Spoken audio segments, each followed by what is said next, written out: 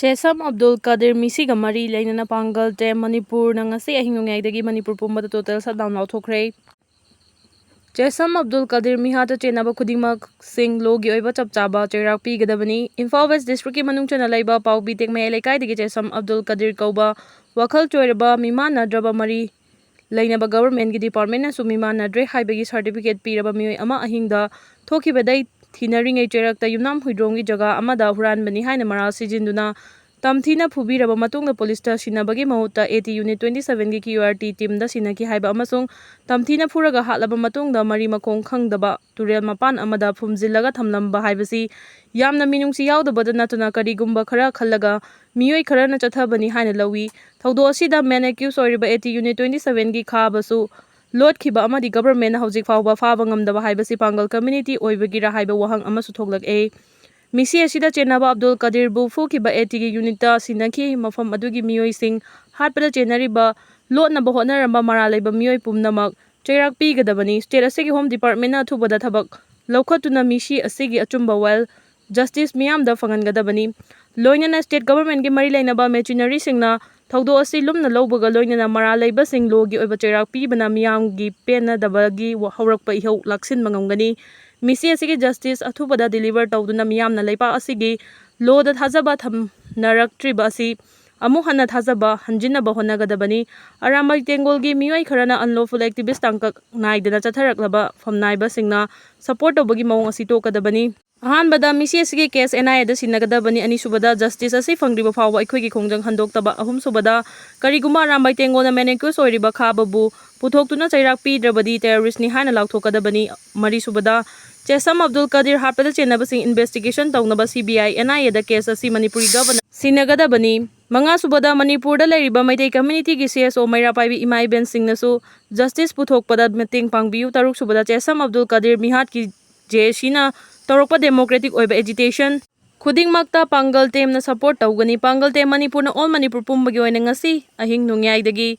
Total shutdown lauthokle Manipur da Lairiba CSO Organization Club Pumna Mangna Chesam Abdul Kadir Misi asigi justice pangriba fawba miyana support tawbiu haina CSO Singda appeal tawjari haijariba Organization Secretary Pangal Tem Kuki Taro Singna Maitei Singi Mathakta amuk hana landarak loi haibagi thajaba kaya yamna leirabagi haibadu khanganba chungani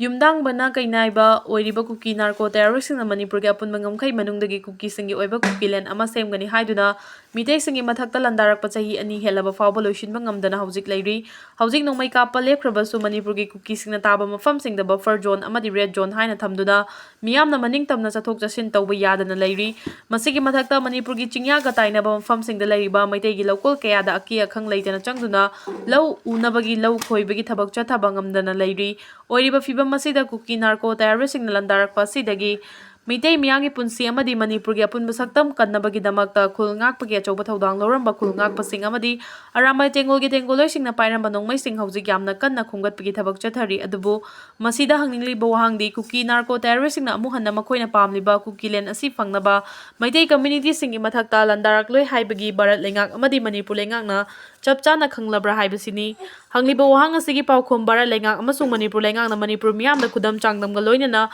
chapchaba fifam thoi Hujiksu Manipur ki tampaka tainabada leiriba chingi mafam kayada Kuki terrorist singi camp kaya ama saduna leiri hairiba camp sing asida faba makhalgi khulai paiba Kuki terrorist kaya khulingduna adumak leiri masigi mayek sengba khudam haiba bungarang na halta Imphal West ki laitan pokpi ki sadu lawfamda maitei gi lawmi singna law khoiba ki thabak chathaba matamda mafam aduga nakna leiriba Kuki miyam thoraktuna law khoiba yaroi haiduna nauri kapsinduna nunglangchinduna Central Force ki mamangda akanba attack chatharakhiba aduni Hariba numit aduda Central Security Force ki mamang maktada chingthakta Kuki terrorist kayana kulai paiduna leiba uraba fawbada Central Security Force na kariguma thaba amata lawkatana leikhi maduna haujiksu Kuki singna makhoi Kuki len ama semgadabani haiduna taliba dabi asi handokle haiba ngasi fawba hairakpa leitri loinana makhoina taliba Kuki len asi fangriba fawba akan makhongjang changsin khigani haiduna chap yugna leptuna leiri Maduna makoina pamliba Kuki len asi fangri fawba yelawmi oiriba mitei singi mathakta akanba mawngda landarakadra haibagi chingnaba yamna chawna leiri Kuki terrorist singna landarakpa matamda Central Security Force singna lawfam thokpa thaudang lawdana kumhai yengbagum leithokhi haibasidi mamangda thokhiba thaudok singna adumak mayek singna takre haiba yare ꯃꯈꯣꯏꯅ ꯂꯧꯐꯝ ꯊꯣꯛꯄ ꯊꯧꯗꯥꯡ ꯑꯗꯨ ꯂꯧꯗꯕꯗꯒꯤ ꯑꯔꯥꯝꯕ ꯇꯦꯡꯒꯣꯜ ꯑꯃꯗꯤ ꯈꯨꯜ ꯉꯥꯛꯄꯁꯤꯡꯅ ꯆꯣꯡꯊꯣꯔꯛꯇꯨꯅ ꯃꯅꯤꯄꯨꯔꯒꯤ ꯑꯄꯨꯟꯕ ꯁꯛꯇꯝ ꯀꯥꯏꯕ ꯌꯥꯔꯣꯏ, ꯃꯅꯤꯄꯨꯔ ꯃꯤꯌꯥꯝ ꯁꯣꯛꯄ ꯌꯥꯔꯣꯏ ꯍꯥꯏꯗꯨꯅ ꯈꯨꯜ ꯉꯥꯛꯄꯒꯤ ꯊꯕꯛ ꯆꯠꯊꯈꯤꯕꯅꯤ꯫ ꯑꯗꯨꯕꯨ ꯍꯧꯖꯤꯛꯇꯤ ꯈꯨꯜ ꯉꯥꯛꯄꯁꯤꯡꯅ ꯄꯥꯏꯔꯝꯕ ꯈꯨꯠꯂꯥꯏꯁꯤꯡ ꯑꯗꯨ ꯁꯤꯠ ꯅꯥꯟꯅ ꯈꯣꯝꯒꯠꯅꯕꯒꯤ ꯊꯕꯛ ꯆꯠꯊꯔꯛꯄ ꯑꯁꯤꯅ ꯀꯨꯀꯤ ꯇꯦꯔꯣꯔꯤꯁꯁꯤꯡꯅ ꯃꯅꯤꯄꯨꯔꯗ ꯂꯥꯟꯗꯥꯔꯛꯄ ꯇꯥꯔꯕꯗꯤ ꯃꯅꯤꯄꯨꯔ ꯃꯤꯌꯥꯝ ꯌꯥꯝꯅ ꯆꯥꯎꯅ ꯃꯤꯁꯤ ꯃꯤꯅꯥ ꯅꯪꯕ ꯌꯥꯕꯒꯤ ꯑꯀꯤꯕ ꯑꯗꯨ ꯌꯥꯝꯅ ꯅꯛꯅ ꯂꯩ꯫ ꯃꯗꯨꯅ ꯀꯨꯀꯤ ꯇꯦꯔꯣꯔꯤꯁꯁꯤꯡꯅ ꯑꯃꯨꯛ ꯍꯟꯅ ꯃꯅꯤꯄꯨꯔꯒꯤ ꯃꯦꯖꯣꯔꯤꯇꯤ ꯀꯝꯃ꯭ꯌꯨꯅꯤꯇꯤ ꯑꯣꯏꯔꯤꯕ ꯃꯩꯇꯩꯁꯤꯡꯒꯤ ꯃꯊꯛꯇ ꯂꯥꯟꯗꯥꯔꯛꯂꯣꯏ, ꯂꯣꯏꯅꯅ ꯁꯦꯄꯔꯦꯠ ꯑꯦꯗꯃꯤꯅꯤꯁꯇ꯭ꯔꯦꯁꯟ ꯇꯥꯜꯂꯔꯣꯏ ꯍꯥꯏꯕꯗꯨ ꯁꯦꯟꯇꯔ ꯑꯃꯗꯤ ꯃꯅꯤꯄꯨꯔ ꯂꯩꯉꯥꯛꯅ ꯃꯌꯦꯛ ꯁꯦꯡꯅ ꯈꯪꯅꯕ ꯍꯣꯠꯅꯐꯝ ꯊꯣꯛꯏ꯫ ꯃꯗꯨ ꯅꯠꯇꯅ ꯈꯨꯜ ꯉꯥꯛꯄꯁꯤꯡꯗꯒꯤ ꯈꯨꯠꯂꯥꯏ ꯁꯤꯠ ꯅꯥꯟꯅ ꯈꯣꯝꯒꯠꯈ꯭ꯔꯦ ꯍꯥꯏꯕ ꯑꯁꯤ ꯀꯨꯀꯤ ꯇꯦꯔꯣꯔꯤꯁꯁꯤꯡꯅ ꯃꯌꯦꯛ ꯁꯦꯡꯅ ꯈꯪꯂꯕꯅꯤꯅ ꯃꯈꯣꯏꯅ ꯂꯥꯟꯗꯥꯅꯤꯡꯕ ꯃꯇꯝꯗ ꯂꯥꯟꯗꯥꯗꯨꯅ ꯃꯩꯇꯩ ꯇꯨꯝꯅ ꯍꯥꯠꯅꯕꯒꯤ ꯈꯨꯗꯣꯡꯆꯥꯕ ꯑꯗꯨ ꯄꯤꯅꯕꯗꯤ ꯚꯥꯔꯠ ꯂꯩꯉꯥꯛ ꯑꯃꯗꯤ ꯃꯅꯤꯄꯨꯔ ꯂꯩꯉꯥꯛꯅ ꯁꯤꯟꯐꯝ ꯊꯣꯛꯇꯦ꯫ ꯃꯗꯨꯅ ꯀꯨꯀꯤ ꯇꯦꯔꯣꯔꯤꯁꯁꯤꯡꯅ ꯑꯃꯨꯛ ꯍꯟꯅ ꯃꯅꯤꯄꯨꯔꯒꯤ ꯃꯩꯇꯩꯁꯤꯡꯒꯤ ꯃꯊꯛꯇ ꯂꯥꯟꯗꯥꯔꯛꯂꯣꯏ ꯍꯥꯏꯕꯗꯨ ꯚꯥꯔꯠ ꯂꯩꯉꯥꯛ ꯑꯃꯗꯤ ꯃꯅꯤꯄꯨꯔ ꯂꯩꯉꯥꯛꯅ ꯆꯞ ꯆꯥꯅ ꯃꯅꯤꯄꯨꯔ ꯃꯤꯌꯥꯝꯗ ꯈꯨꯗꯝ ꯆꯥꯡꯗꯝꯒ ꯂꯣꯏꯅꯅ ꯄꯤꯕ ꯇꯥꯏ꯫ ꯂꯣꯏꯅꯅ ꯃꯁꯤ ꯈꯪꯕ ꯉꯝꯂꯕ ꯃꯤꯌꯥꯝꯒꯤ ꯃꯤꯍꯨꯠ ꯑꯣꯏꯔꯤꯕ MLAꯁꯤꯡꯅ ꯂꯧꯐꯝ ꯊꯣꯛꯄ ꯊꯧꯗꯥꯡ ꯑꯗꯨ ꯂꯧꯕ ꯆꯨꯝꯒꯅꯤ꯫ ꯃꯩꯇꯩꯁꯤꯡꯅ ꯈꯨꯟꯗꯥꯕ ꯃꯐꯝꯁꯤꯡꯒ ꯅꯛꯅꯅ ꯂꯩꯔꯤꯕꯁꯨ ꯆꯠꯅꯔꯤꯕ ꯀꯨꯀꯤ ꯂꯥꯜꯍꯧꯕꯁꯤꯡꯒꯤ ꯗꯤꯖꯤꯒꯅꯦꯇꯦꯗ ꯀꯦꯝꯞ 8 ꯂꯧꯊꯣꯛꯄꯗ ꯌꯥꯅꯈ꯭ꯔꯦ꯫